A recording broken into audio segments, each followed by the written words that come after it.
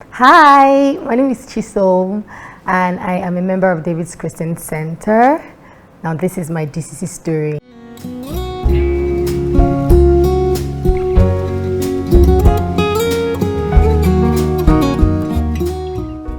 I remember my first time ever in DCC. It was Davida's dedication. My friend, hi Richard, he won't stop going on and on about this his church. Chisom, come to my church. If you come to my church, I promise you will never be broke. I'm like, are they sharing money in your church? What happened? He went on, and at that point in my life, I was trying to look for a church family because I was in the university, but I was still, of course, very dependent on my parents. So I was going to their church with them, but I wasn't really a fan. I knew I loved God, but because I didn't like the church, I didn't want the church to come between myself and God. So I wanted somewhere that I would actually experience God in his fullness and all of that stuff. So I was kind of looking for one. I had a campus fellowship, but that was only when I would be in school. So this my friend would tell me, Chisom, come to my church, come to my church. And then I came. And I said, okay, one day I'll just go. So I called him, I'm like, okay, let's go. And then I came to the church. First thing I noticed, meeters and greeters. Hi, hello, everybody was so friendly, so joyful. I'm like, maybe true, they are sharing money in the church. And so I got in, I was welcomed so well. I sat down. Second thing I noticed, the choir. Every woman in the choir, everyone in TRI was wearing a pair of green shoes. I couldn't get past it. It showed me how very involved everybody was, because you go to market and buy green shoe. Why? Are you really going to wear it after that day?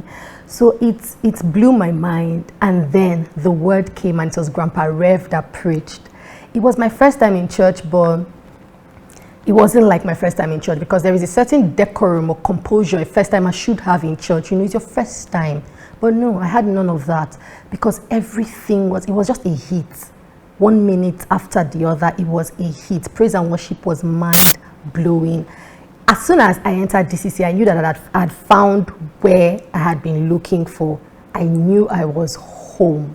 So I was impressed by everything, I can't even lie. Then Pastor K comes up stage and talks. And I say, I know this voice. I know this voice. I've heard this person preach before. Turns out that there was a message Pastor K preached, LDM message, that had been circulating in my school. So I had listened to that message and I loved it, and I spread it to my friends. I brought it home to my mother. It was a message where he said something about the thought of milk. The beginning of that message went, if the body is white and the heart is black, of what use is it? When I heard that voice, I knew I loved the person that I heard speaking. Then when I saw him, I said, what?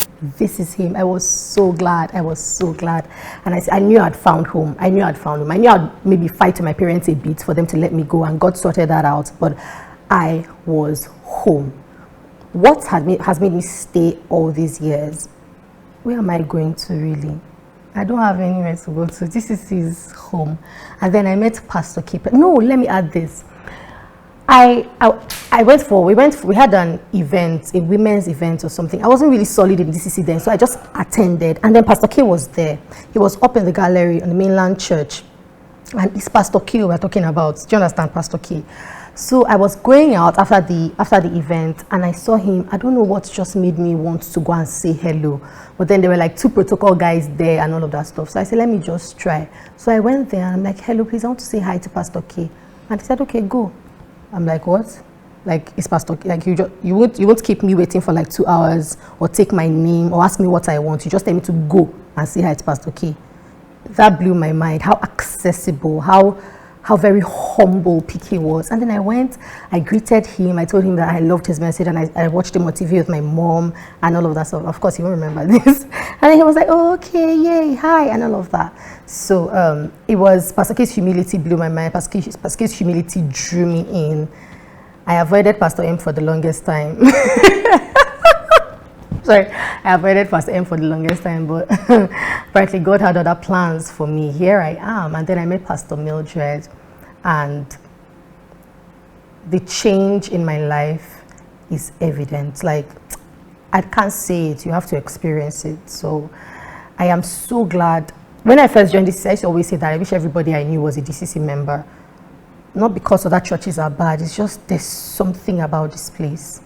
And I am so glad God brought me here. I am so glad He gave me the pastors. He gave me now parents. I am so glad for the family I have now. I am so thankful to God for bringing me here. And I'm so glad for DCC for turning 25. I was a toddler when DCC was born. So we're like, I am so glad, and congratulations, Davis Christian Center. Congratulations to every member of Davis Christian Center. We will go greater and greater in Jesus' name. And as David never lost a battle, so will God's work with us always be. Bye. Hi, PK. I appreciate you, sir. Let me just say one thing about Pastor K. And I am not trying to wash or anything, but Pastor K reminds me a lot of Jesus. His love for people, especially the lost and broken. He loves the most unlovable people so easily. I don't know how he does it. Pastor Kingsley, I'm so thankful. If you didn't say yes to God, I won't be here. Congratulations, sir. You've done 25 years. Sir, well done, sir. Thank you so much for everything you do. I appreciate you and I love you so much, Pops.